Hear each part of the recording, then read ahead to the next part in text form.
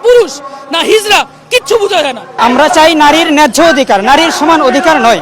Doctor Yunus সাহেবকে বলবো আপনার উপরে আমাদের আস্থা আছে, কিন্তু আপনি এই নারী সংস্কার অধিকার কমিশনের যে খপ্পরে পড়ছেন এ থেকে বের হয়ে যান। যদি বের না হন ইনশাল্লাহ সুম্মা ইনশাল্লাহ আপনার অবস্থা শেখ হাসিনার থেকে বেশি খারাপ হবে। একটা নারী তার জীবনের প্রত্যেকটা পর্যায়ে তার সমস্ত খরচ হয় বাবা, না হয় স্বামী, না হয় ভাই, না হয় সন্তান, তারা বহন করবে। আর যদি এই চার ধরনের বহন করা লোক কেউ না থাকে, হুকুমতে ইসলামিয়া কায়েম থাকে, তাহলে হুকুমতে ইসলামিয়া তার খরচ বহন করবে, তার কোনো খরচের খাত নাই। এরপরও তাকে একটা ভাগ দেওয়া হয়েছে, এটা তার প্রতি সম্মান করা হয়েছে, তাকে বেশি দেওয়া হয়েছে।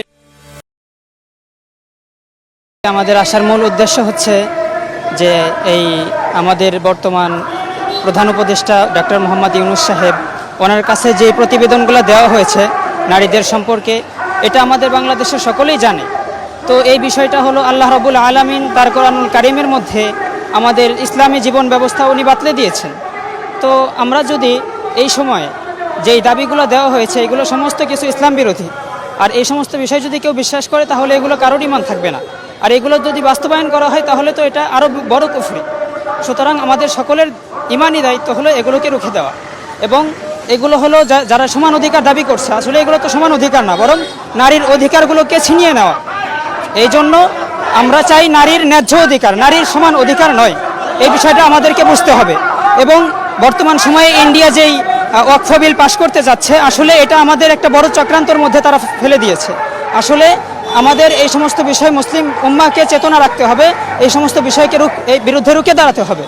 এই জন্য সকল মুসলিম উম্মার কাছে আমার পয়গাম হলো তারা যেন সঠিক বিষয়টা বুঝে এবং গোটা জাতিকে এক চেতনার মধ্যে নিয়ে আসে, তারা যেন ঐক্যবদ্ধ হয় এবং সমস্ত বাতিলের বিরুদ্ধে তারা যেন রুখে দাঁড়ায়।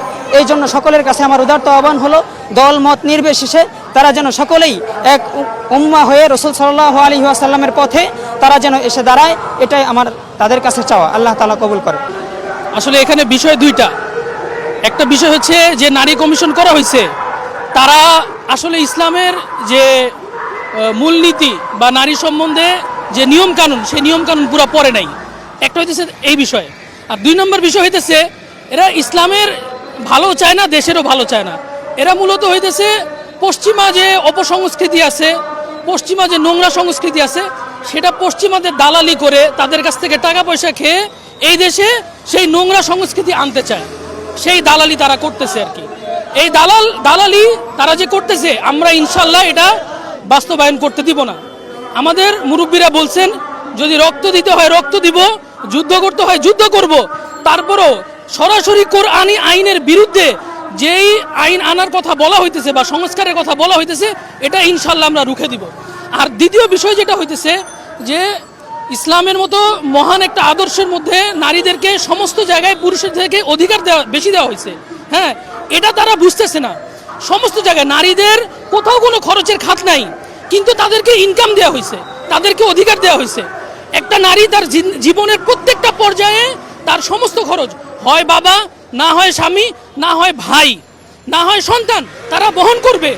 আর যদি এই চার ধরনের বহন করা লোক কেউ না থাকে, হুকুমতে ইসলামিয়া কায়েম থাকে, তাহলে হুকুমতে ইসলামিয়া তার খরচ বহন করবে, তার কোনো খরচের খাত নাই। এরপরও তাকে একটা ভাগ দেওয়া হয়েছে, এটা তার প্রতি সম্মান করা হয়েছে, তাকে বেশি দেওয়া হয়েছে।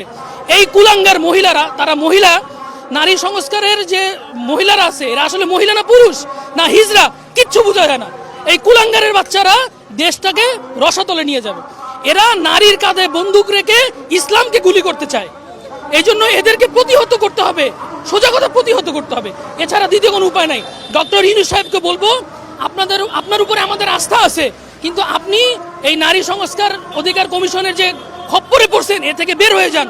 যদি বের না হন ইনশাল্লাহ সুম্মা ইনশাল্লাহ আপনার অবস্থা শেখ হাসিনার থেকে বেশি খারাপ হবে। কারণ শেখ হাসিনার আমলেও এইরকম নিকৃষ্ট কোনো সংস্কারের কথা বলা হয় নাই যেটা আপনার আমলে করা হয়েছে। এবং কি আশ্চর্যের বিষয়, অন্য কোনো কমিশন নিয়ে আপনাদের কোনো মাথা ব্যথা নাই। নারী সংস্কার কমিশন যে প্রতিবেদন দিছে, আপনার কার্যালয় থেকে সেই প্রতিবেদনের ব্যাপারে সমর্থন জানানো হয়েছে। কত নিকৃষ্ট কাজ করা হয়েছে, আমরা এটাকে ঘৃণা ভরে প্রত্যাখ্যান করি।